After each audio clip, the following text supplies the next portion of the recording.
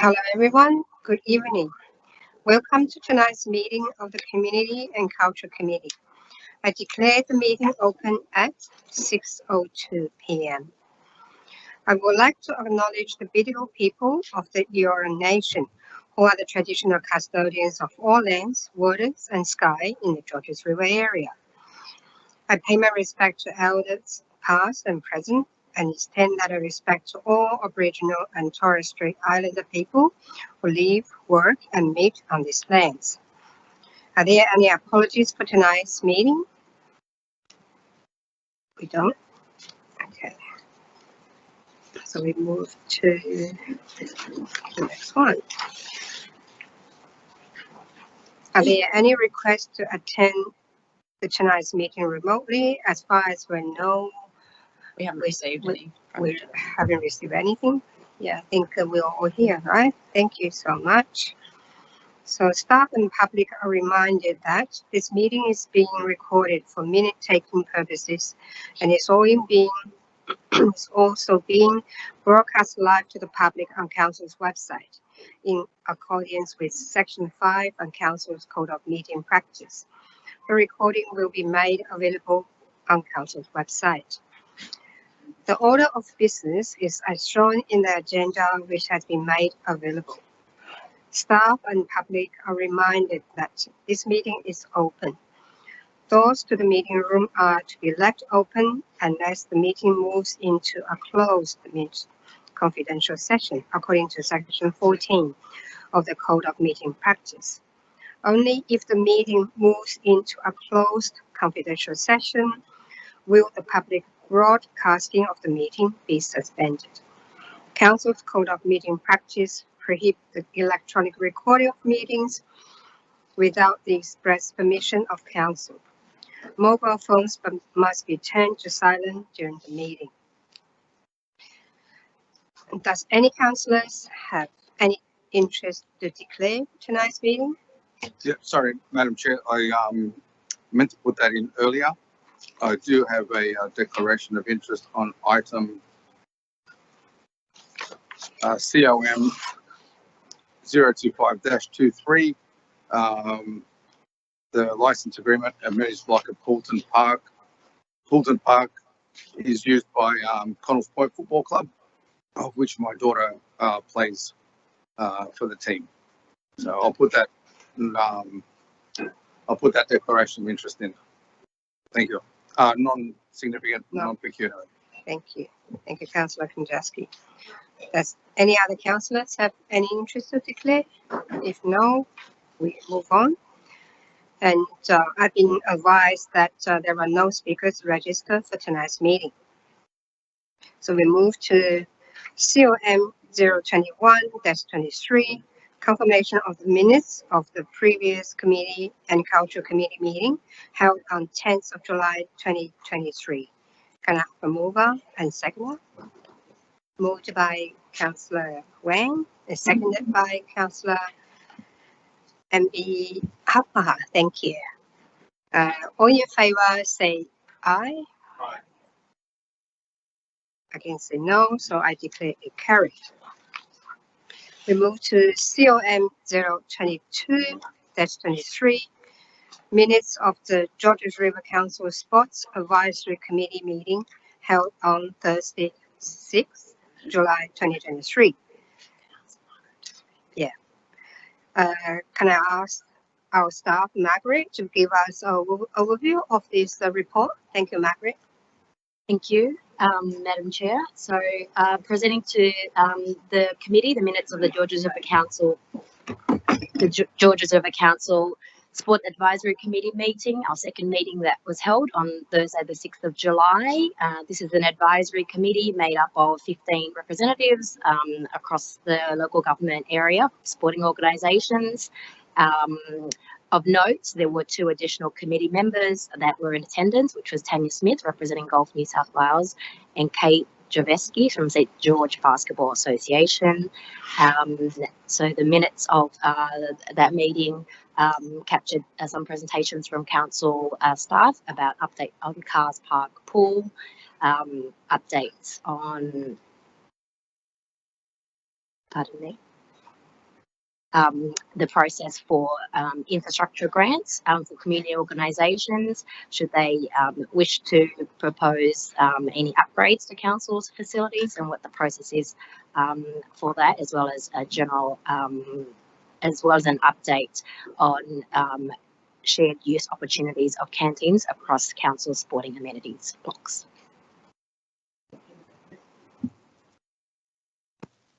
Thank you, Margaret. So, does anyone have any questions? If not, can I call for a mover? Thank you. The Deputy Mayor, Councillor Catherine Lansbury, and can I have a seconder for that? Thank you. Thank you, Councillor Natalie Maud. All in favour say aye. Aye. Against say no. I declare carried. So next item would be COM 023-23, adoption of the Child Safe Code of Conduct. Could I please have Kylie provide an overview of this item? Thank you. Through you, Madam Chair.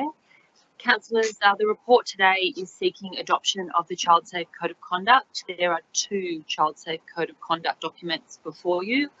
One is the Child Safe Code of Conduct Council Officials, and the other one is the Child Safe Code of Conduct Service Users and Community.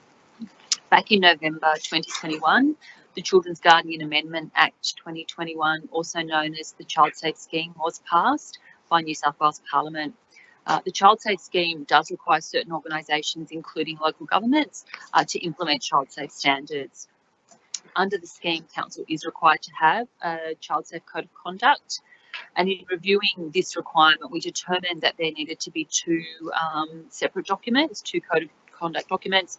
One was the Service Users and Community Code of Conduct, and this document largely is geared towards community users or community members accessing a council facility or service, and that conduct document outlines the conduct requirements.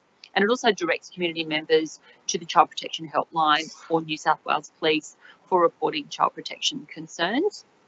The second document, the Council Officials Code of Conduct, this outlines child-related conduct requirements for all council staff and officials, along with any concerning behaviours.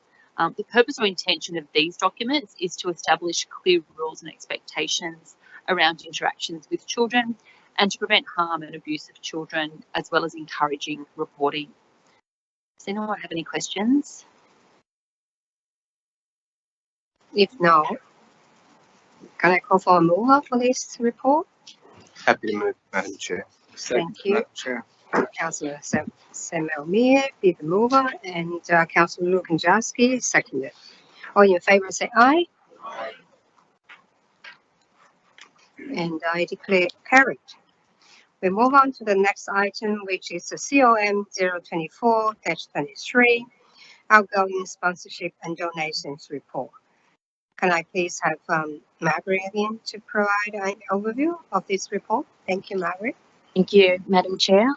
So councillors, we have received a request for council support in terms of event sponsorship by Lugano Lions for $20,000. That's $15,699.60 in financial support and $4,340 in kind value to support the Lugano's Lion Community Festival for Sunday, the 24th of September, to be held at Riverwood Park.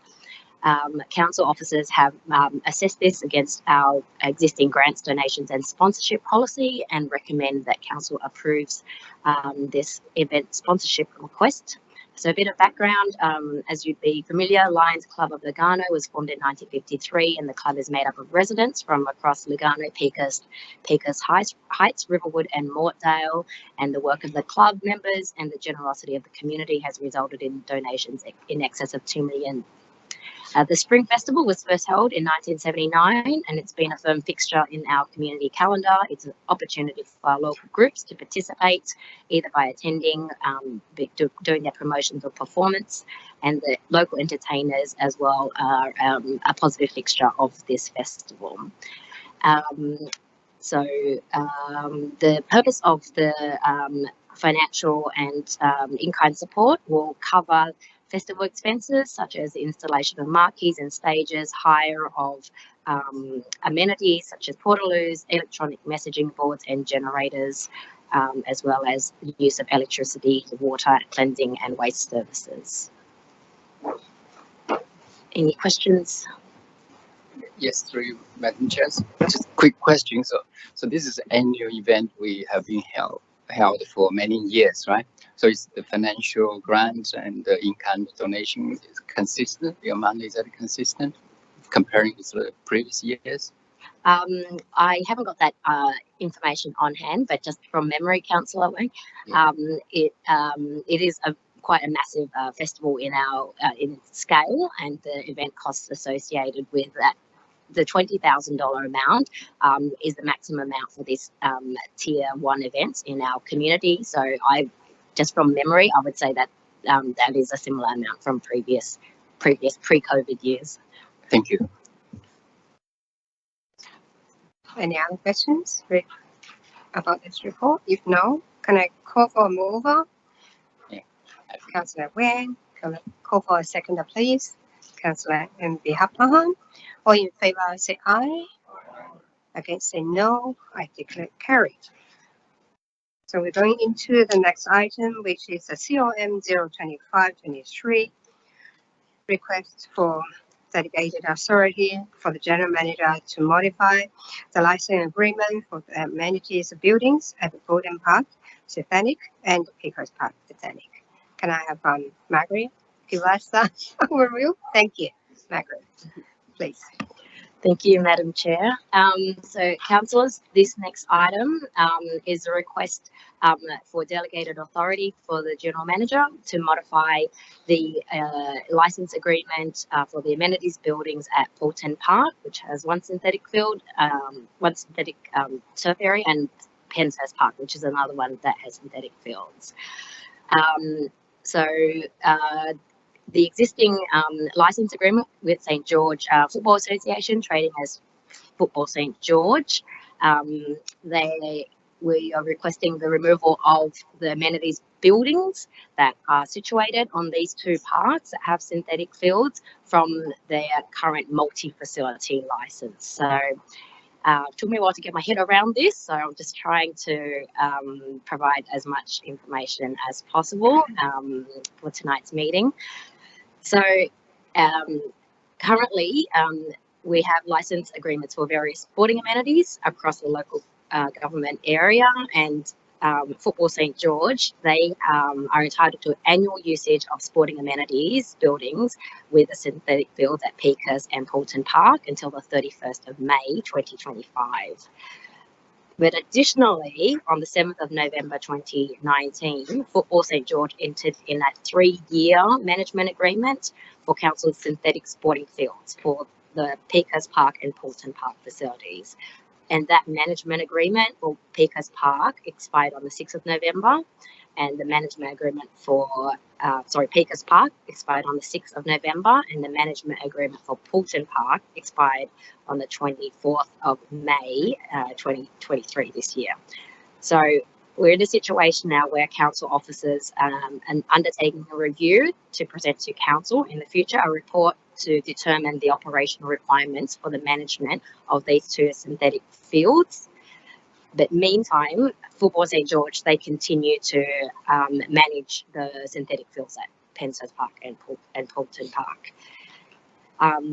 So there's a council resolution, CCL 065-22 on the 2nd of August 2022, where the general manager must not grant, enter into or modify, terminate or revoke a lease or license or a management agreement when it's related to premium sporting facilities, which applies to Fulton Park and Pickers Park.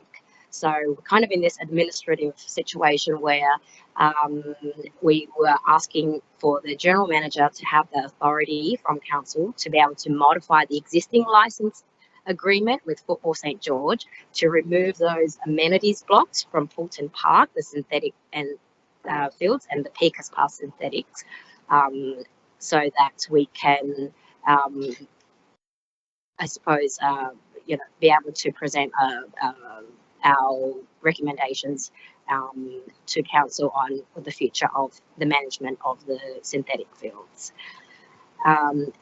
Acknowledging that Football St George, are existing users of those fields. Of course, we will be working with them to on a month-by-month arrangement regarding the existing sporting amenities blocks for their games. So that's sort of in summary. That in summary why the approval requested is about that GM delegated authority, because we're sort of in this administrative crossover between management agreement of the synthetic fields and then the separate license agreements with those actual amenities blocks. Well, thank you for the details. Is there any councillors? Yes, Madam Chair, thank you. I was approached over the weekend and a couple of days, Friday, I think it was Friday, and then over the weekend by a number of stakeholders of that particular report. And the questions they asked, I wasn't able to answer because, much like Margaret, I wasn't able to get my head around this report. So I wasn't able to answer those questions, nor are the stakeholders understanding what's going on. So I would request that we defer this report, and perhaps if the director could give us a briefing and an understanding of where this has come from, where it's going, so that we can then be in a position to answer these questions that are being asked of us by these various stakeholders.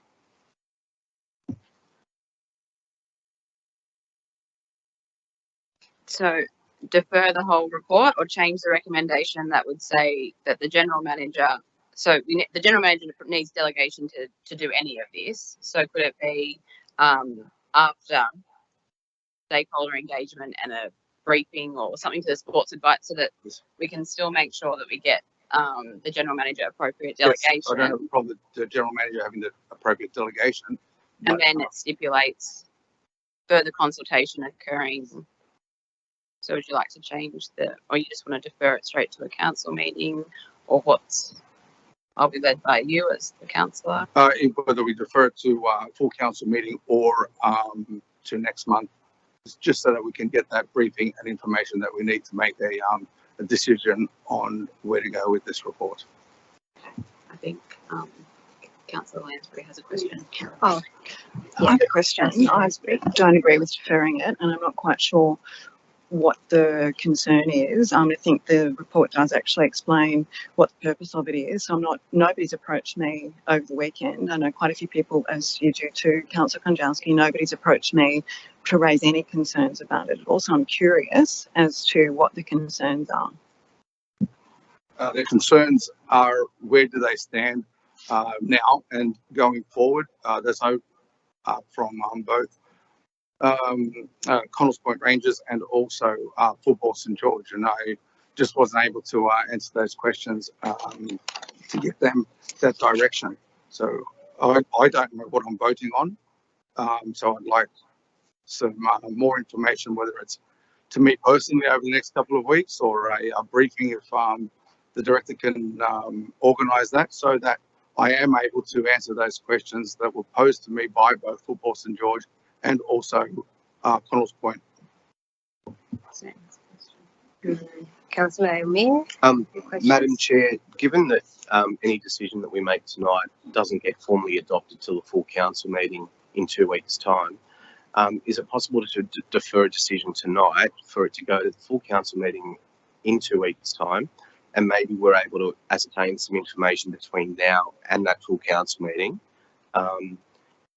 and whatever feedback that we have from any of those stakeholders, or whatever feedback we need to give back to any of those stakeholders, alleviating any concerns that they may have, hopefully gets done within the next 2 weeks, so that way we can formally move with any recommendation in 2 weeks' time, or maybe decide then if we need to go out to community consultation or have greater consultation with some of those stakeholders.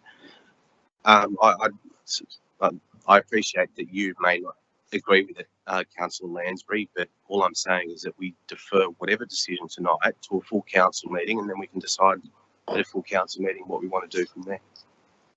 So my suggestion would be that tonight's recommendation gets deferred to a full council meeting for a decision to be made there.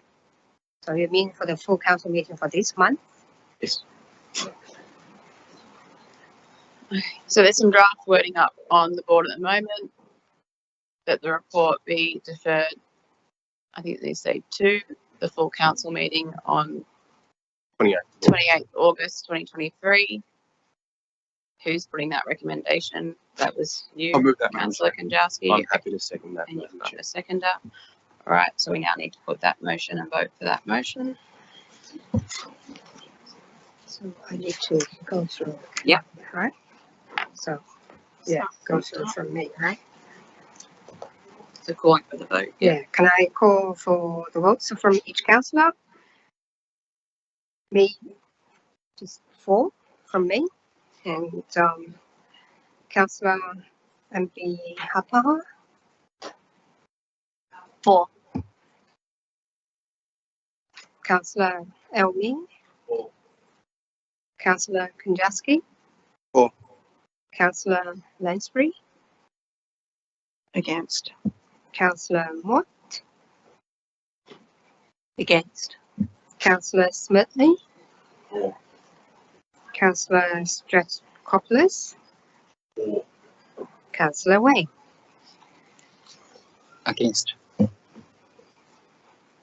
So it's carried. So I declare it carried.